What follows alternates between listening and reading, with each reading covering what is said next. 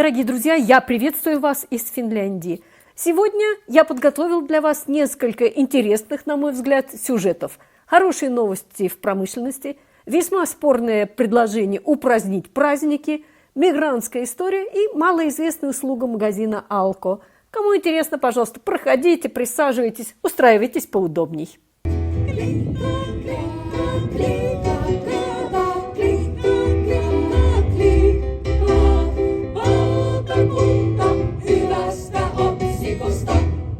Начнем с хорошей новости. Долго запрягали, но, наконец, в Финляндии запустили первое в Европе предприятие полного цикла по производству лития. На западе Финляндии, в Сювяжärvi, построен промышленный комбинат, шахта, обогатительная фабрика и перерабатывающий завод. То есть здесь не просто добывают руду и отправляют куда-то дальше, а сразу делают сырье для аккумуляторов электромобилей и систем хранения энергии. Это событие для Европы. Без лития невозможно массовое производство батарей. И сейчас Европа очень зависит от поставок лития из Китая, Австралии и Южной Америки. И вот Финляндия становится важным игроком в энергетической системе Европы. Для самой Финляндии это огромный плюс. Рабочие места, инвестиции, налоги и серьезное усиление позиций внутри Евросоюза. Отличный проект. Но тут появляется Китай и сыплет соль на раны Европы. Китайцы изобрели натрий-ионные или так называемые солевые аккумуляторы. Натрий намного дешевле лития. По сути, очень доступное сырье. Меньше проблем с поставками, выше безопасность, меньше риск возгорания и даже лучше работа на холоде. И тут многие уже начали писать: «Все, литий, вчерашний день». Нет, не вчерашний день. Без лития пока не обойтись, потому что у солевых батарей есть недостаток.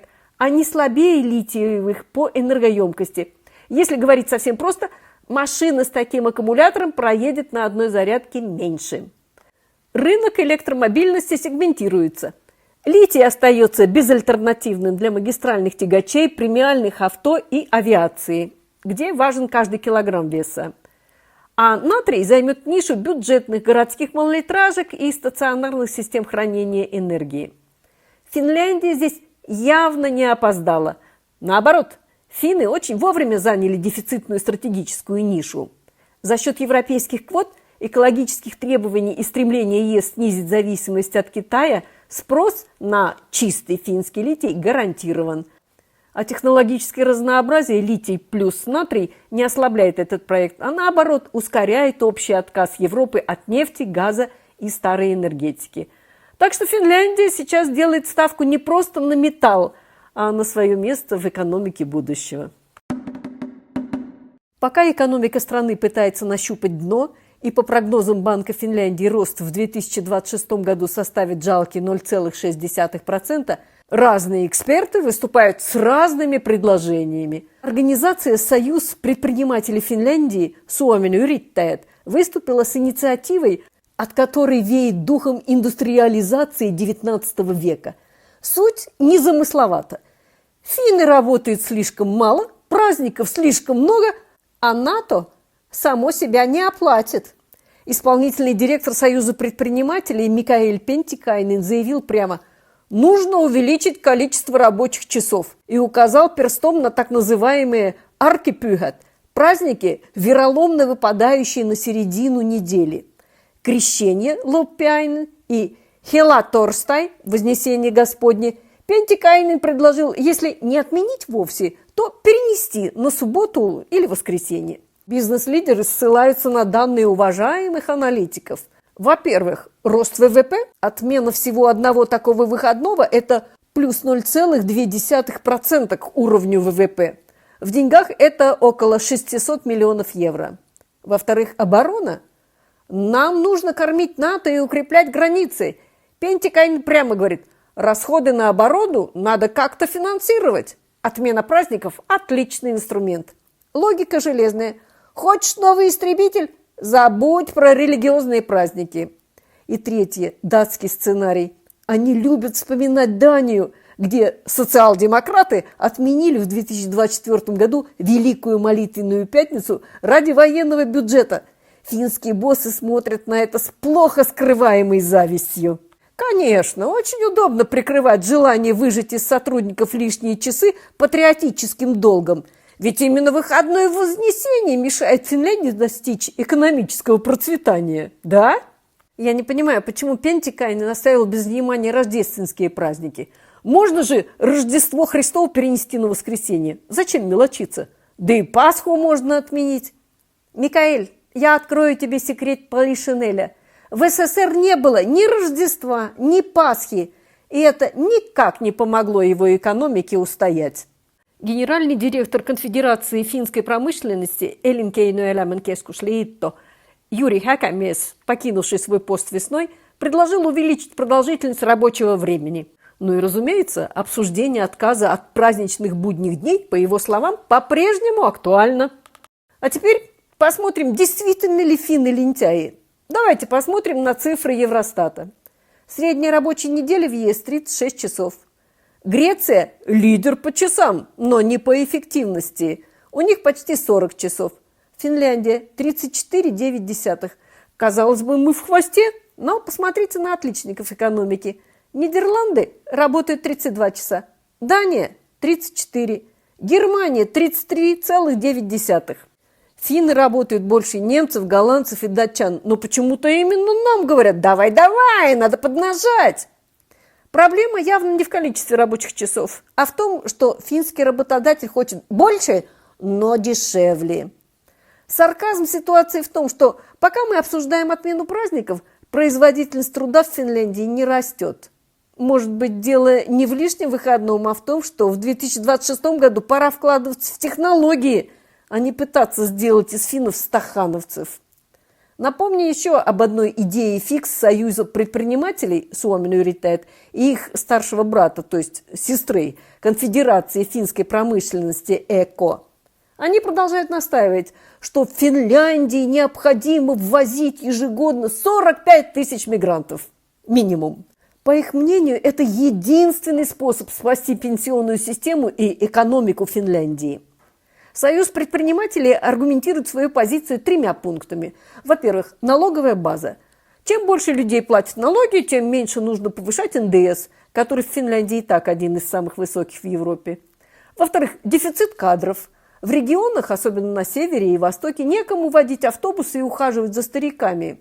В-третьих, инвестиции. Иностранные компании не приходят в Финляндию, потому что не видят здесь достаточного количества свободных рук.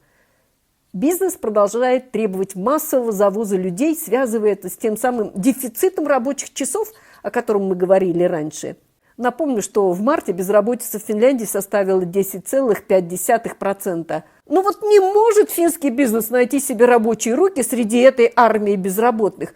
Людишки, говорят, ныне не те. Логика проста. Если финны не хотят работать больше, а праздников хотят все так же много, значит, нужно привести тех, кто будет работать по праздникам и не задавать лишних вопросов. Мурзик, ставь лайк. Вот так, молодец. Что же думают финские избиратели о нынешней политике государства? В своем первомайском выступлении европарламентарий Эero Heinäluoma сказал, что после последних выборов политика Финляндии резко изменилась. Страна, которая долго считалась примером равенства, сильного рынка труда и уважения к правам работников, начала движение в противоположную сторону. Стали ограничивать деятельность профсоюзов, урезать права работников и усиливать социальное неравенство. По его словам, даже за границей многие удивляются тому, что происходит с Финляндией, ведь раньше ее воспринимали совсем иначе. И коллеги в Европарламенте спрашивают: Sano nyt Eero, että mitä teille on tapahtunut, miksi tämä on kääntynyt näin? Mä kesti jonkun aikaa sen selityksen keksimiseen, kun ajattelin, että tämä on niin monimutkainen, että millä mä tämän nyt selitän, mutta sitten mä keksin sen. Ja mä sanoin, että kuulkaa, suomalaisilla on tilapäinen mielenhäiriö. Tilapäinen mielenhäiriö, mutta että se korjaantuu, kun tullaan seuraaviin vaaleihin.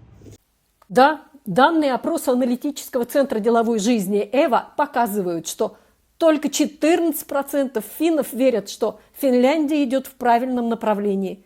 Более 2/3 считают, что страна выбрала ошибочный курс. Не тем путем идем, господа. Основной претензией избирателей к нынешней коалиции «Kokoomus, Perussuomalaiset, РКП и КОДЕ» является несоответствие между заявленными целями и текущими результатами. Главный лозунг выборов 2023 года «Оздоровление экономики» к весне этого года исчерпал себя. Согласно последним данным статистического центра Финляндии Tilastokeskus, экономика стагнирует. Социальную сферу урезали на 4 миллиарда евро, а госдолг продолжает расти. Избиратели видят в этом неэффективность управления. Налоги на потребление, в том числе НДС, повышен до 25,5%, бьют по покупательской способности, что тормозит внутренний рынок. В деловых кругах, на которые традиционно опирается коалиционная партия, растет недовольство отсутствием стимулов для инвестиций на фоне общей политики затягивания поясов.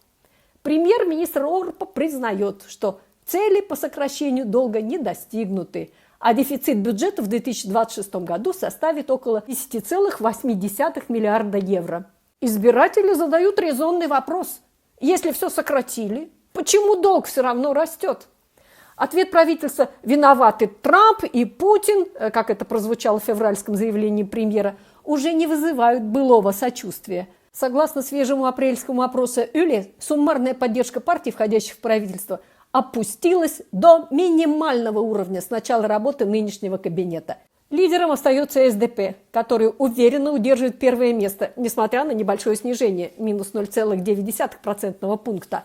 На втором месте коалиционная партия, но ее позиции продолжают слабеть уже третий месяц подряд. Сейчас ее поддержка составляет 17,4%, тогда как еще в декабре было почти 20%. Главная неожиданность. Партия Центра обошла истинных финнов и поднялась на третье место. Центр прибавил 1,3 пункта и достиг 14,5%, а истинные финны потеряли 1,4 пункта и опустились до 13,5%. По мнению аналитиков, именно коалиционная партия и истинные финны теряют избирателей в пользу Центра. Одновременно усиливается и Левый союз, который поднялся до 11,3%. Это один из лучших результатов партии за последние годы. Эксперты отмечают, несмотря на высокий рейтинг СДП, ситуация остается нестабильной. Значительная часть ее новых сторонников – это так называемая партия спящих. То есть люди, которые поддерживают партию в вопросах, но могут не явиться на выборы. До парламентских выборов остается ровно год. Финляндии предстоит решить, продолжать затягивать пояс на шее или признать, что математика коалиции дала сбой. И сделать выбор. Зрителям понравился рассказ о мигрантах-предпринимателях, поэтому продолжим эту тему. Знакомьтесь, Аббас Али. 2 июня 2014 года Аббас Али переехал из Ирака в Финляндию. Друг рассказал ему, что Финляндия – безопасная страна, начинающего предпринимателя поддержат и языку обучат, поэтому Али решился на переезд.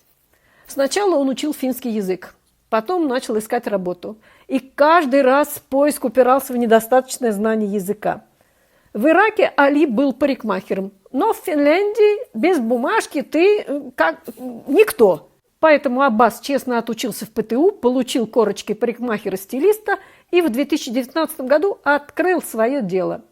Но тут же получил по лицу мировой пандемией. Но пандемия оказалась лишь аперитивом. Настоящее блюдо подоспело следом – нынешний экономический спад. Постоянные клиенты, которые раньше заходили раз в месяц, теперь отращивают гривы по пояс. В Финляндии стрижка становится роскошью, а не гигиенической нормой.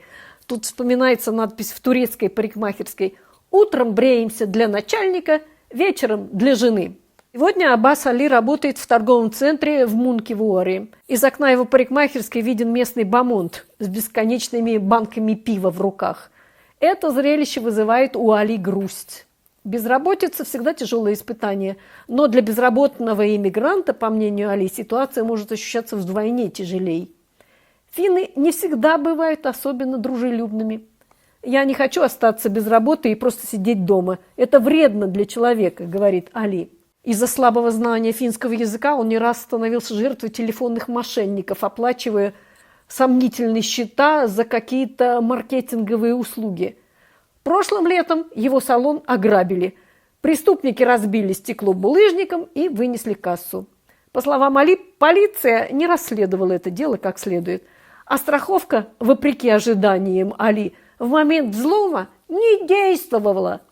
Этот случай надолго вогнал его в депрессию. Ну, почему со мной так поступили? Я со всеми доброжелателен.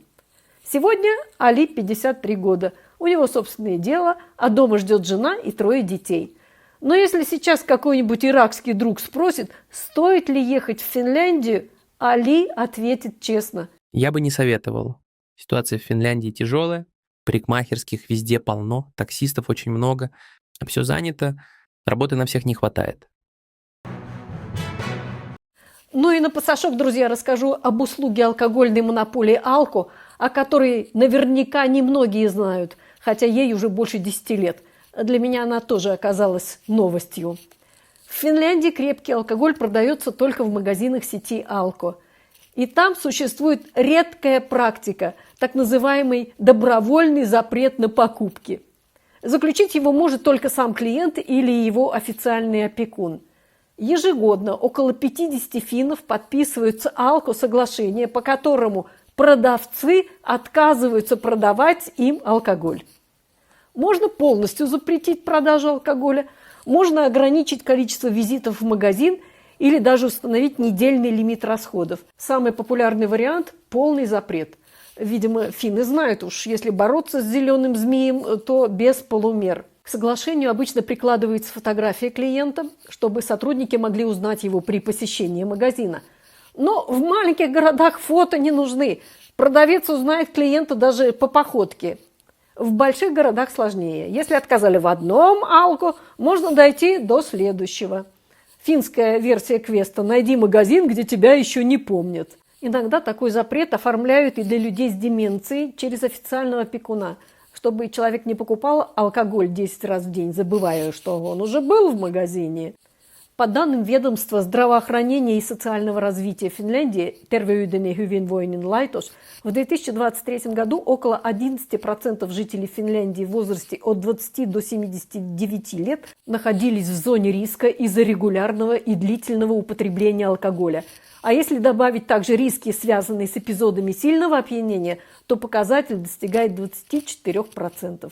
То есть почти каждый 4-й взрослый финн сталкивается с алкогольными рисками в той или иной форме.